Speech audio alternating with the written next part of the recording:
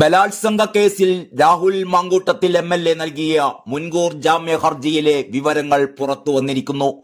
പരാതിക്കാരിയുടെ ആരോപണം വ്യാജവും രാഷ്ട്രീയ പ്രേരിതവുമാണ് എന്നും കേസിന് പിന്നിൽ CPM BJP ബന്ധമുണ്ടെന്നുമാണ് പ്രധാന വാദം. പരാതിക്കാരി BJP നേതാവിന്റെ ഭാര്യയാണെന്നുകൂടി ജാമ്യ ഹർജിയിൽ രാഹുൽ പറയുന്നു.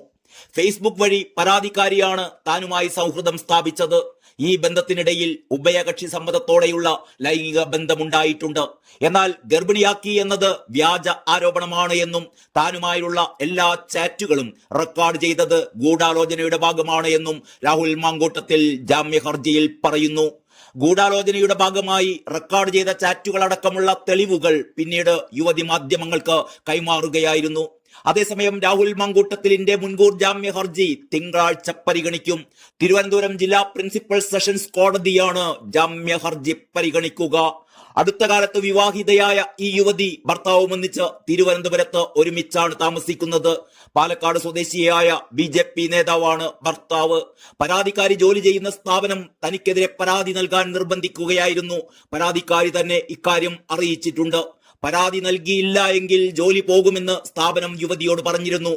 അതിന് തെളിവുകൾ ഉണ്ടെന്നും മുഖ്യമന്ത്രിക്ക് പരാതി നൽകിയത് രാഷ്ട്രീയ ലക്ഷ്യത്തോടെയാണ് എന്നും രാഹുൽ ജാമ്യ ഹർജിയിൽ പറയുന്നു. ഗർഭചിത്രം നടത്തിയെന്ന വാദം നിലനിൽക്കില്ല. പരാതിക്കാരി സ്വയമാണ് മരുന്ന് കഴിച്ചത്.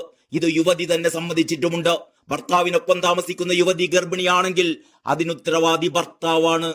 ശബരിമലയിലെ സ്വർണ്ണക്കൊള്ളയിൽ CPM നേതാവ് അറസ്റ്റിലായതോടെ ഇതിൽ നിന്ന് ശ്രദ്ധ തിരിക്കാനാണ് പ്രതിപക്ഷ നിരയിലെ യുവ നേതാവ് എന്ന നിലയിൽ തനിക്കെതിരായ പരാതി ഉയർത്തിയത് എന്നും മുൻകൂർ ജാമ്യ ഹർജിയിൽ രാഹുൽ പറയുന്നു. തിരുവനന്തപുരം ജില്ലാ കോടതിയിലാണ് രാഹുൽ മുൻകൂർ ജാമ്യ ഹർജി നൽകിയിരിക്കുന്നത്. അന്വേഷണവുമായി സഹകരിക്കുമെന്നും യുവതിയുടെ ആരോപണങ്ങൾ കെട്ടിച്ചമച്ചതാണെന്നുമാണ് രാഹുലിന്റെ വാദം. പോലീസിന്റെ തിടുക്കപ്പെട്ടുള്ള അന്വേഷണത്തിൽ രാഷ്ട്രീയ നീക്കമുണ്ട് എന്നും രാഹുൽ ഹർജിയിൽ പറയുന്നു. എന്നാൽ ഹർജിക്കാരനെതിരെ നിരവധി തെളിവുകൾ ഉണ്ടെന്നും ജാമ്യ ഹർജിയെ ശക്തമായി എതിർക്കുമെന്നും പോലീസ് വ്യക്തമാക്കുകയും ചെയ്തിട്ടുണ്ട്.